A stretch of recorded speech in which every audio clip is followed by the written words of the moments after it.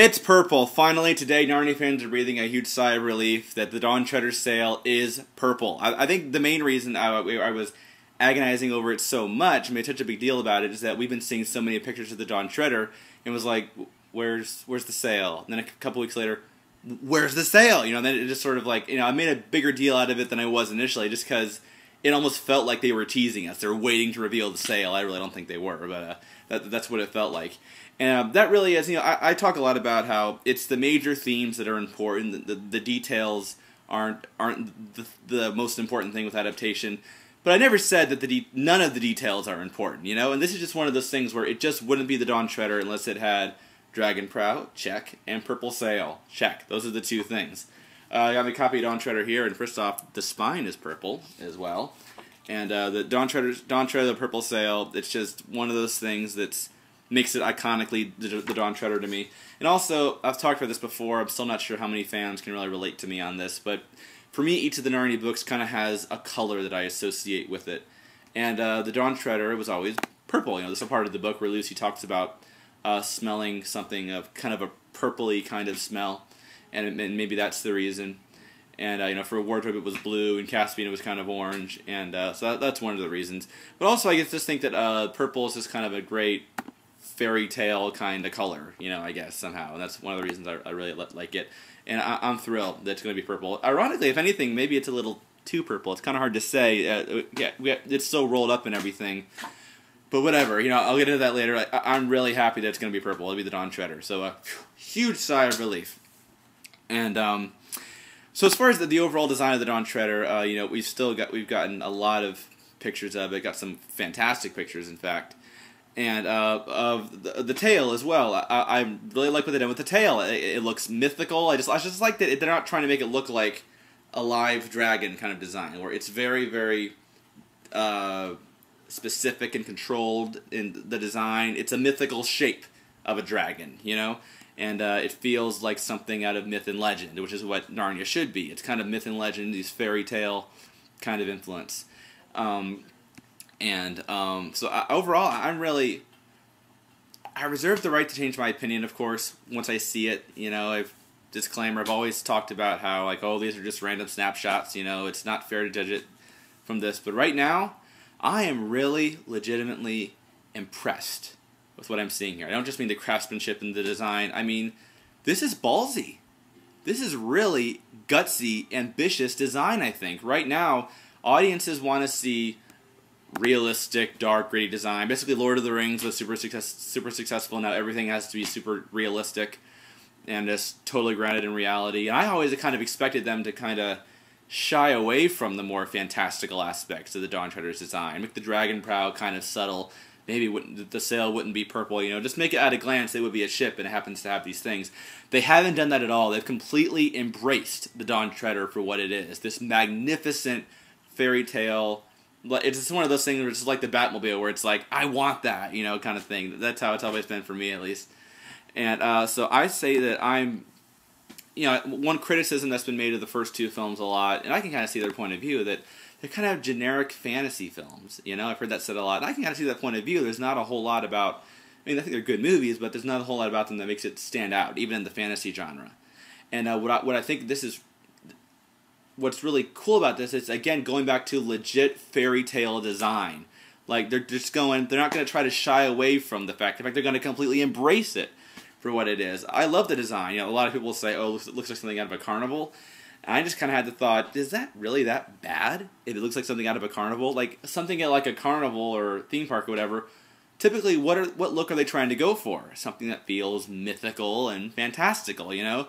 So if you say, oh, it looks like something out of a carnival, that kind of says to me they're probably going in the right direction. You know, they're going, you know, you might say, oh, well, it looks cheap. I don't think it'll look cheap in the movie. You know, what would be my response to that? These are just spy pictures. So overall, I'm just impressed with the design, not just, oh, they've done a good job here, but just, it's really gutsy, you know, to sort of go against the climate right now, what audiences want. It takes courage to do that, and they must really feel that's the best thing to do. And so instead of just sort of taking the easy way out and just making a ship, you know, they've really made the Dawn Treader here, and they've gone all the way with it. I'm proud of the crew right now for having the guts to do that. And I don't know what people are going to think of it. People might say, oh, it looked ridiculous. Well, they're wrong. You know, I mean, like, people are just too sensitive to that right now. We don't want to believe in fairy tales. That's one of the reasons Superman is really an irrelevant character right now, unfortunately, is we want to see dark Batman. You know, we don't believe in the fantastical, idealized Superman anymore. And so I think it's really cool to be going back to legit fairy tale design. Anyway, you know, kind of starting to repeat myself here. So big thumbs up so far with what we're seeing with the Dawn Treader. Hopefully it'll look just as good when we see it on the water and in the movie with the visual effects and everything.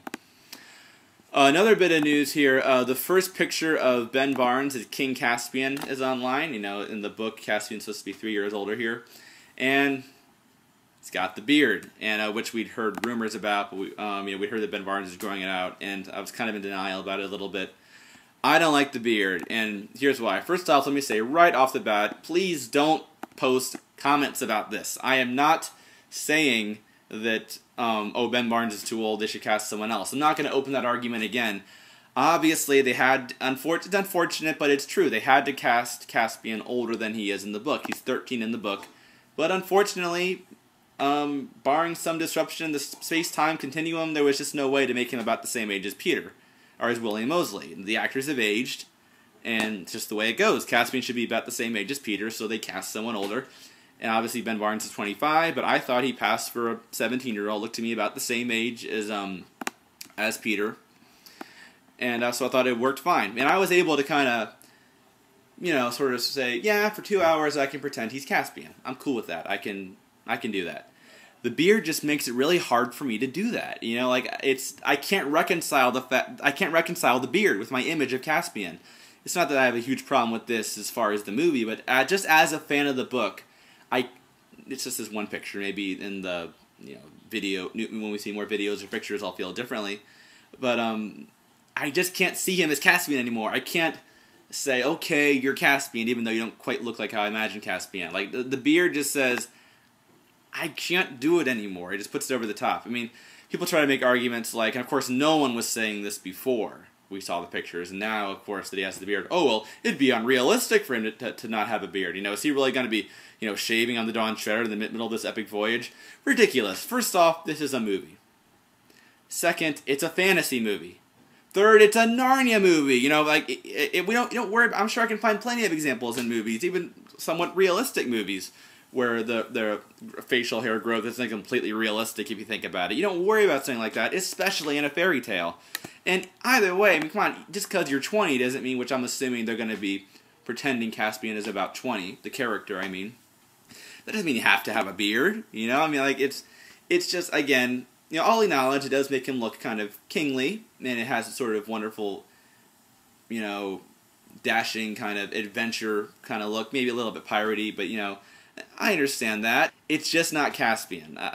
Maybe I'll feel differently when I see him over. Right now I look at him and I just can't reconcile my image of Caspian with Ben Barnes anymore. I mean, and Prince Caspian, I put up with it. You know, it was fine. Like, okay, he's Caspian. I can accept that for 2 hours.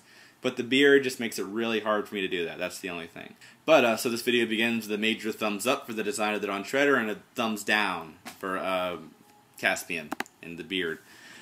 But, so they're right in the thick of shooting right now. Hopefully they'll get more pictures of stuff besides the Dawn Treader. You know, they're going to start shooting in other locations now, and I'm hoping that they'll get more pictures.